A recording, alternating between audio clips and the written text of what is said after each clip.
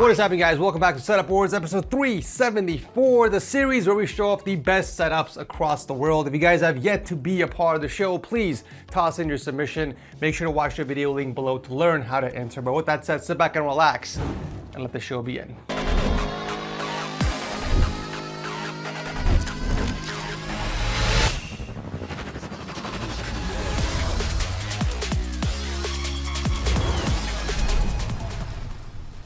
Guys, we got wireless dynamic microphones before GTA 6. This is the Maono PD200W hybrid wireless podcast microphone, and I'm talking directly into it with no wires.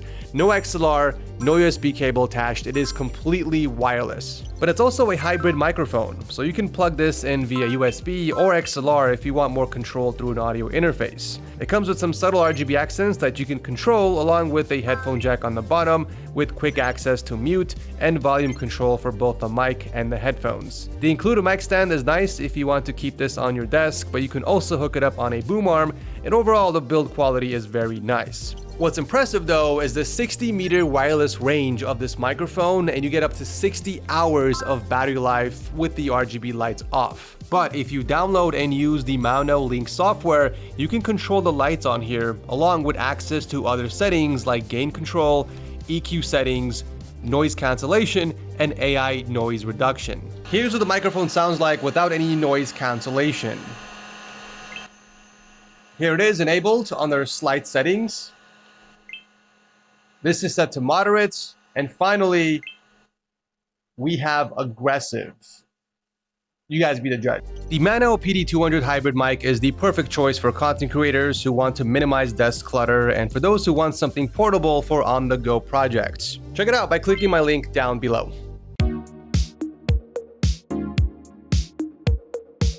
First up, we've got a returning contestant, Annie, who you might remember from episode 312. And a lot has changed since then, because since her last submission, she got married and she and her husband bought a new home, which is basically the perfect excuse to rebuild the battle station and come back stronger. Love to see you back on here, Annie. If you're an OG, you might also remember the infamous diploma incident where it came crashing down on her PC. This time, she played it smart and kept that thing away from the danger zone. But she's planning to add a side shelf later on so she can display it safely along with some extra decor. The overall vibe is still clean and minimal, but now it actually feels more personal because she leaned into her favorite colors, light blue and green, and it shows in the little touches everywhere.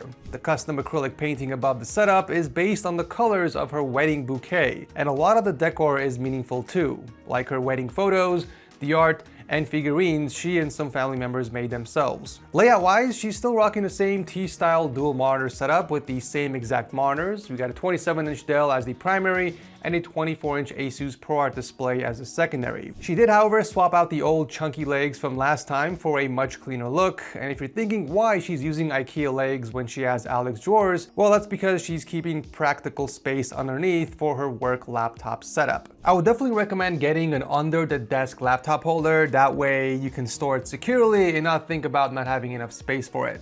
On the desk, she kept the surface super tidy. It's one of those setups where nothing is screaming for attention, but everything feels right in place. For peripherals, she's rocking a QK65 keyboard and a Logitech G305. Plus, she's clearly deep in the keyboard rabbit hole because there are extra boards and display pieces on the shelf and pegboard. Cable management is also nicely handled, nothing hanging down thanks to the foldable cable rack, so nothing to complain about. And the PC is the same all-white build in the Lian Li Lanco 2 with a Ryzen 5 3600 and RTX 3070.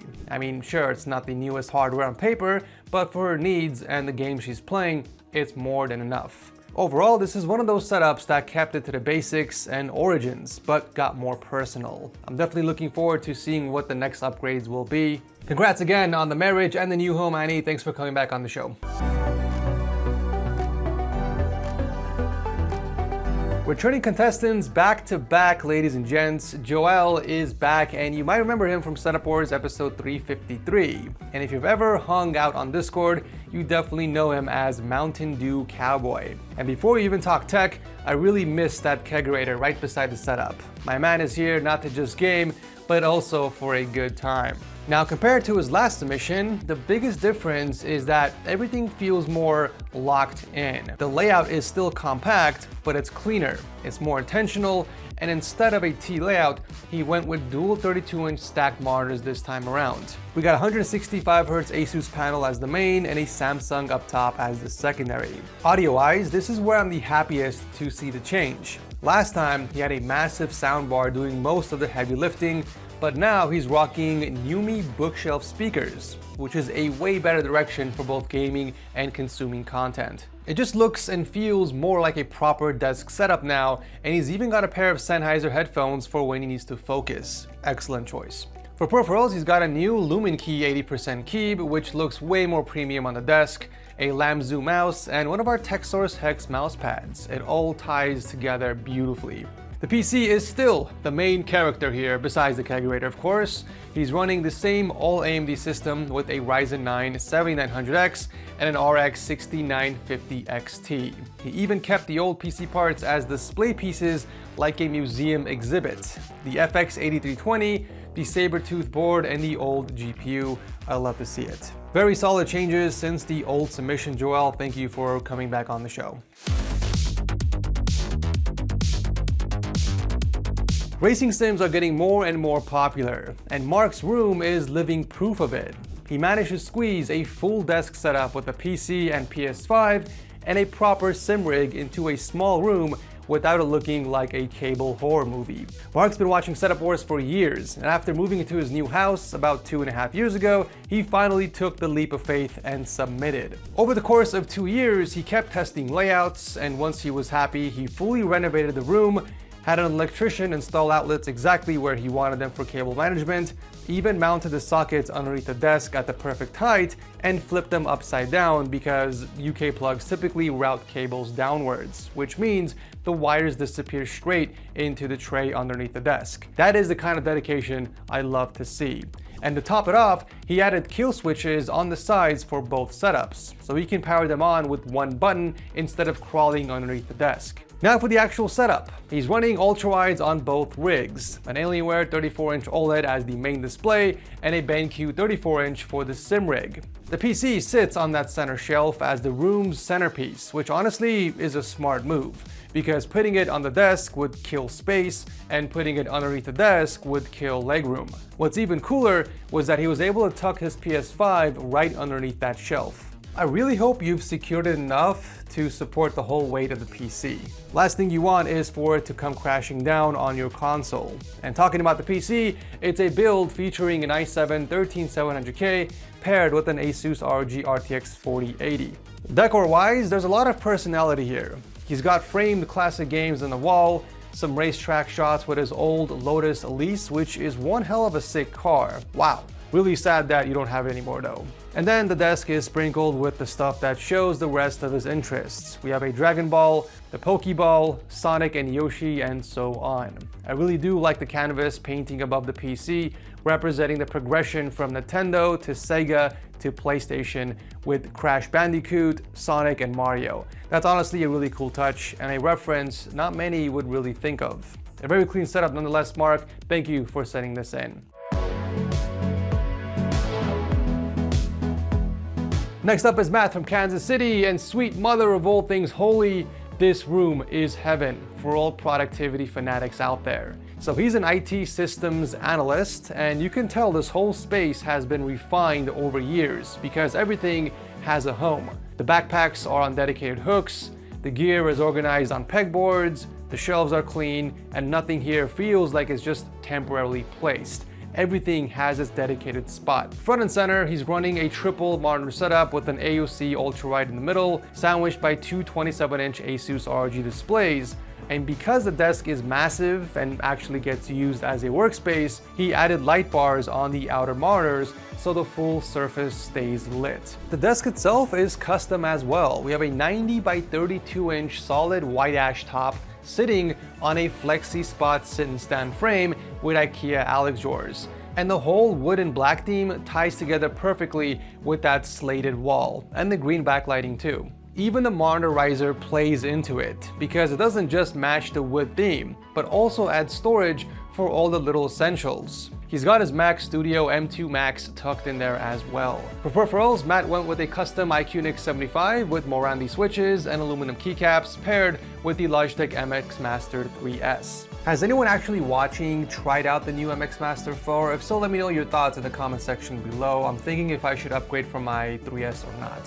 While the MX Master 3S is cool, it's also not meant for gaming, and whenever he wants to take a break and run some Call of Duty, he's got the controller sitting right there ready to go. Audio is also handled properly with the Klipsch Cinema 400 soundbar and a Rode Pod mic for input. Now the part that deserves its own round of applause is the cable management. Behind the monitors, it's clean, underneath the desk it's clean, and he even used a cable spine down to the floor so the desk has enough slack to go up and down freely. That is one of those details people only notice when it's done wrong, and here it's done right.